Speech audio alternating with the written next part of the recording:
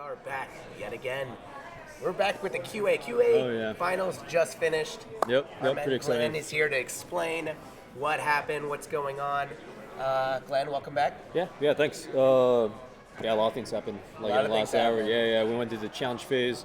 We thought who the winner was going to be, and it kind of switched on itself, It switched on itself. Yeah, Well, let's yeah. take a look at that leaderboard. Okay, Let's sure. see, Yeah, I'm really excited to see this. So what are we Yeah. looking at here? Wow. Yeah, so there's a lot of information on here, but basically blue, people got points, red, people lost points.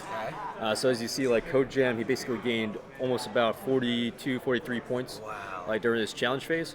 And every point that's earned was taken away from somebody. It's taken away from someone else. Yeah, you can so see exactly. point deductions over here on VT, who was the big leader going into it. Maybe Maybe he had a target on his head because he was like, No, absolutely. he was ahead by so much, right? Everyone wanted to. So what he lost points potentially from out of scope bugs, that he might have reported things that I would consider not a bug that are part of the original functionality, different things like that. So someone caught wind of that, called him out on it potentially, Yep. and then he lost those points. But we're going to do a final review after this just to make sure everything is valid. Okay. But from what it looks like, looks like there's some of them are definitely valid challenges. So, for example, someone could say this isn't a bug, and then, but then you guys come in and be like, yeah, it actually was a bug. So there'll be an extra level of that validation just to yeah. make sure they're right. But from what it initially looks like on my initial scan, some of them were pretty valid. We'll see what happens. Yeah. One of the things that's jumping out to me from this right now is on the challenge points earned, it looks like VT didn't earn a single point Oh, wow. on challenges, coming in here with so many bugs and couldn't find anything wrong with anyone else's. So the challenge part is this part is a little bit confusing, but it's the out of scope, duplicate, and the not a bug categories, which are kind of your biggest points earned. So he did get points from the he validated bugs. So he validated about 2 bugs, which is on the lower left-hand corner of the screen, and on the top right, it looks like you earned some minor points as well. So we call some people out on some minor issues on their different bugs. And what constitutes a minor or a major? Minor is only something like an error in reporting. So the bug is still valid, but they might have misclassified something. They might have forgot a piece of information. They might have misstepped in something like that. Okay. So those count as your minor bugs. The major bugs are from your not a bug, out of scope, duplicate, which we'll consider more of your gross violations when kind of doing the bug hunt. So yeah, if you kind of put it all together, we'll tally it together after the on Saturday tomorrow to see who's on top. But it's pretty interesting. It's very interesting. So it looks like we may have just had a major swing on the leaderboard based on these preliminary results. So VT going into absolutely. the challenge phase was in a pretty dominant looking position, Right. and it looks like Code Jam may have just completely turned the tables. Yeah, absolutely. It was probably a majority. Yeah, I am assuming that a majority of the ones that Code Jam had challenged were VT's submissions. So. Yeah, well, exactly. you gotta think when you have the most data out there or your bugs, everyone's gonna be going to look at them. It's the you got to be extra thorough. Yeah, exactly. And it's the first time people are doing Yeah. this, so I think they're thinking about the basic strategy of what do you do if you actually want to win? You have to go after the leader if you're behind. Right. You know what I mean? But then even then, he might have been eyeing those bugs at the same time because all the bugs everybody reports is always transparent. So you always see what you're reporting. So he might have been looking at the bugs at the same time. He's like, all right, I'm going to remember this one. I'm going to remember this one. And so when that challenge phase comes, He he just goes for it. jumps on top of it. That's interesting. Yeah. Wow. So, Glenn, kudos to you. You made testing cool. Yeah. No, it's always been cool. This is a really interesting format. Yeah. I'm really interested in hearing what the competitors have to say about it think out of this as well. But I think you you coming up with a format that's going to be here for a long time. So Yeah, I hope so. Excellent job. Should be pretty cool. So, yeah. all right. Well, coming in at the end of the QA challenge, we'll see those final results coming in tomorrow. We're working on trying to track down someone post match to talk about it. And I think a lot of people are kind of still analyzing their thoughts and trying to understand how they feel at the end of it. So we'll be coming back with an interview hopefully soon. Alrighty. Any Cool. other interesting storylines that are coming out of the QA competition, Glenn? I mean, it's still a little bit early to tell. I mean, we just have to look over it, do our like review. I mean, actually, when I walked over there, like everybody is literally heads down, like super focused on what they're doing. You know, not getting up to even like like breathe or like pee. You know, so I mean, like there's like an intensity there that you have to actually get through it within that short period of time. So that's just great to watch. I mean, we like saw that raw focus. Right, you know, we on were what they're looking at doing. some of the screens, and Yeah, it was just no, like in algorithm, you'll see the mouse just kind of stay there while they're trying to figure stuff out on the side. Like this, you need to be active. Yeah, active and Constantly. accurate though. Active right? and accurate. See? Yeah, so you can't just like Precision. report a bunch of trash, right? Yeah. Like you have to think That about may it, be- report it, and then Yeah, that may be Yeah. what bit VT was. Maybe Yeah. trying to move too fast. they're trying to and move not too being fast. thorough. Yeah, exactly. and Yeah. Is so this is a little bit different than like normal competitions that you would find year Yeah. round. Obviously you'd have a little bit more time, to think, a little Sure. more time to Sure. test a bug out. So this competition's a little Condensed. Condensed. Yeah, A little. absolutely. It almost makes it like a different competition. I feel like because Yeah. you have to be able to think fast as well. Yeah. Oh, actually, reported like even in the short period of time, they only really tested for about an hour and a half. There's about like 50 total bugs, like altogether that were reported. 50 So total even bugs. just like in a short amount of time, and in that 1 hour for the challenge phase, they like basically looked at all those bugs within like a 1 hour period too. So every single bug was actually challenged, like right up until like the timeline. So like people were working fast. I mean, I have a feeling if we look back on this, look at the review, we're gonna see that like a high level of like valid bugs that were reported. So I mean that just shows like the speed of what we're doing here. You know, I mean it's fast. That's awesome. So, I mean, yeah. can you speak to the clients that actually have used this QA track? Do they find it, like how helpful do they find it? No, extremely helpful. I think the biggest part is offering that like new perspective like on their application. Right. So like a normal like test team you have like that works like 9 to 5. They're butt in seat and they look at the same application every single day, testing the same application every single day, or whatever their cycles are, and now you get tunnel vision. Yeah. You might see things that a new perspective like won't see. So that's when you get smart, like people from the community, software engineers, QE guys, they look at the stuff, get that fresh perspective, a smart perspective on the application, and then they just like break it in half and like find the bugs that a normal team might not find. I mean like that's the power of competition. Right. That's the power of like getting people that are smart with different perspectives like around the world.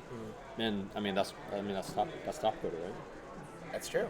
Yeah. Do the clients come in with their own? Do you help them build out a spec that describes their application the way it should function? So like documentation and understanding of like what is like right. It's like extremely important, right? Right. So part of that is there's definitely like an early education when you're going through an application. Sometimes if it's like a retail like type of application, then the end users could be anybody in the community. If it's like someone internal that's used as an internal application, a little bit different, but you still could give a lot of context before you hand it off to somebody, because no one knows your application until they know your application, right? And that was one of the tricks for you when creating this, right? How do I educate them without giving away the competition early? So it's not like you could have told them, hey, this is what you're going to be focused on, because then they could do a lot interesting before Yeah, coming and I here. mean they could try to find bugs beforehand, Right. remember them, and then just start like logging the bugs. So that's Exactly. competition-wise, it's a little interesting. But the way for, you like, set it up, the yeah. education, you had the education process built in by getting them acclimated to the app. Yeah, exactly. Yeah, using those like test cases, Right. showing them some tutorial videos, getting them in an hour early to like look at the videos, look at the documentation, and then kind of like move on from there. That's great. Yeah. All right. Well, Yeah.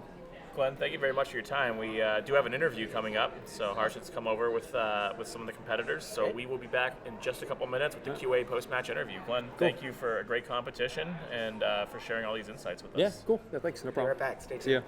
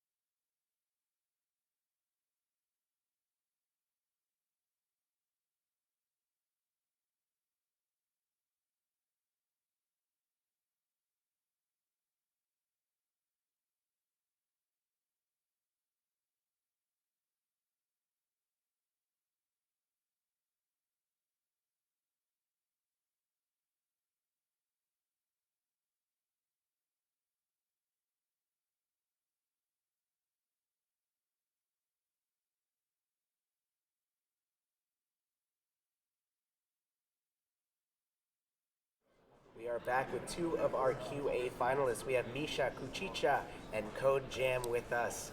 How you doing, guys? Hey, we're great. How do you feel post-match? It's 3 hours, right? 3 hours of competition? Yes, 3 hours. I'm a bit exhausted. It was very intense. Yeah. Right. How do you feel, Code Jam? Yeah, it's very intense. So many bugs, so you have to scroll around, so many screens. Right.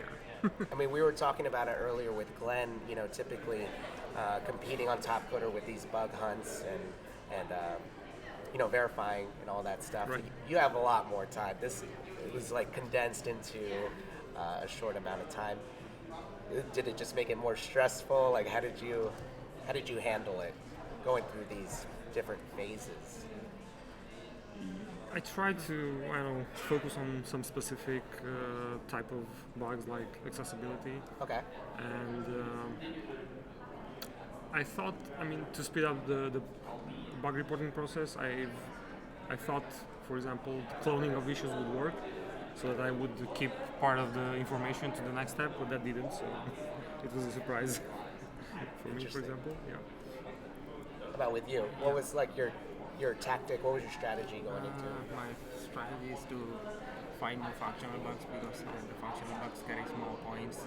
It carries 10 points, so try to find functional bugs as more as possible, but didn't went well. Yeah, we saw in the first round that VT was kind of leading, but if we look at the leaderboard now, it seems that there might be a little change going into it. Code Jam, look at you. You have a lot of challenge points. Now, were you going after VT specifically because he had a lot of points already? That's the plan because he got around nine functional bugs. I think so. Yeah. I didn't look specifically. Yeah. What did you find in particular that? Some of the bugs are responsive bugs, so I have challenged that bugs because the mobile leave is not in score. So I have challenged some of the bugs. Oh, because mobile wasn't in scope. Yeah. And the bug reduced- was that it doesn't work. He reduced the screen size, so I have challenged that. Interesting. Okay. Reducing the screen size means the mobile layout Yeah, is and that's popping more up. UI, Yeah, UX, exactly. not functional. Yeah. And there's a pretty big discrepancy in points between a UI UX issue and a Yeah. functional bug. So you got to make sure you keep it's everybody tenfold. honest. Yeah. But he has some many functional bugs there. But the other thing is that you have to be quick about it too, because someone else could report it before you do, right? Yeah. Yeah, and also, initially I thought that we won't have enough time to challenge all the bugs, but it seems like It's good Yeah. enough. so We got some time. no bug was unchallenged. Yeah. So, Misha, it looks like you didn't have any successful challenges, but a number of validations. Is that a difference in strategy? Did you guys maybe start at just different points in the list and get lucky, or is there a certain strategy in picking which ones you wanted to investigate first? I've just randomly picked because it's a bit hard to see from the description, like right away to see if that's a smelly bug that might have issues. So I just took them as they came, and I didn't find many issues, only some minor things. Now, this being the first year that we are doing the QA track, and if we were to do it again next year, what kind of strategy do you think you would use, perhaps in earlier rounds that you didn't do this time? So from my perspective, I think I'd try to prepare up front categories of functional issues that I would need to identify, and then focus on those. Because as CodeJam said, those are the biggest points. Yeah. But I feel like the thing about that is that maybe everyone's focused on that, and maybe you can steal some of the other types of bugs, right? How about you? I think the functional is the best one to tackle because it carries more points, but unfortunately some of the contestants got better of it. So we need to be careful because if you find a duplicate bugs, we will lose 10 points. So we need to be careful as that.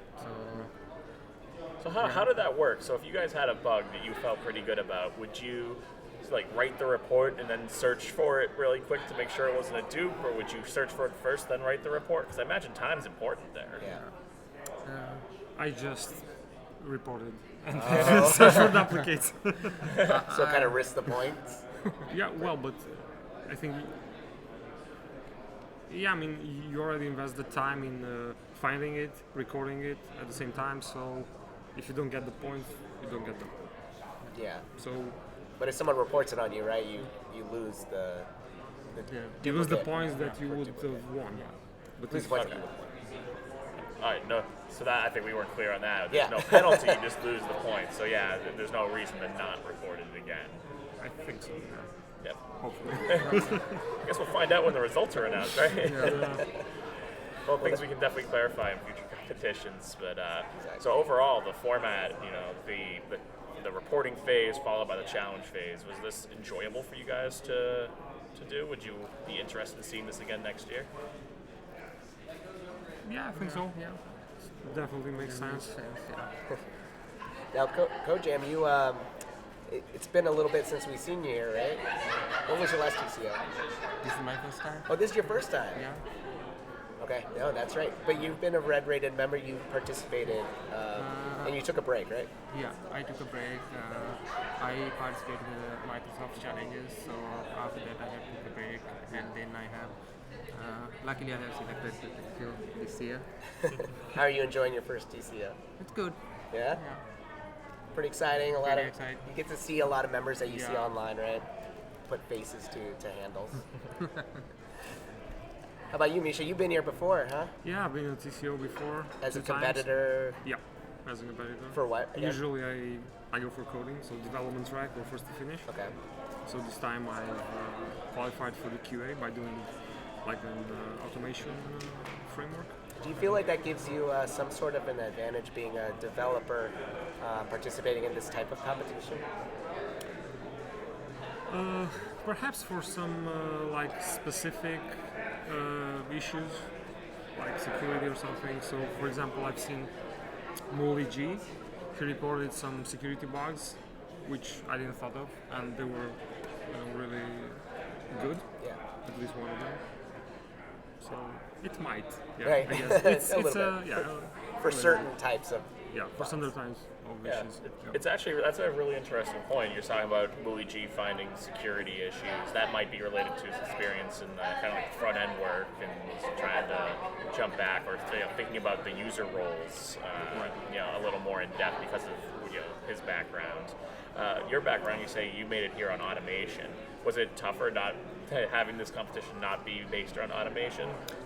For me, yes, it was tougher because I'm usually coding and I'm so doing like a lot of rapid stuff, like clicking around and finding issues is not my strength, let's say. But yeah, I can do them. In the end, yeah. Well, I mean, you made it here, Yeah. and you put on a good show. So definitely something to be proud of. All right, so we will find out what the results are on Saturday. It's going to go through some manual admin. They're going to look them over, make sure they are valid bugs. We could see some swing in the points, but we will find that out on Saturday. So good luck to you guys, Misha. Thank you. Jan. Thank you. Thank you so much for being on. Thanks, And- guys. And Thank you. congratulations on making it here and on a great competition. Looking forward to seeing the final results. All See you right. around. See you guys. All right, thank you for tuning in. We have a couple more shows left. We will be back around 2 p.m. Central Time with the Algorithm Semi-Final 2. You won't want to miss it. So come on back around 2, and we'll see you then.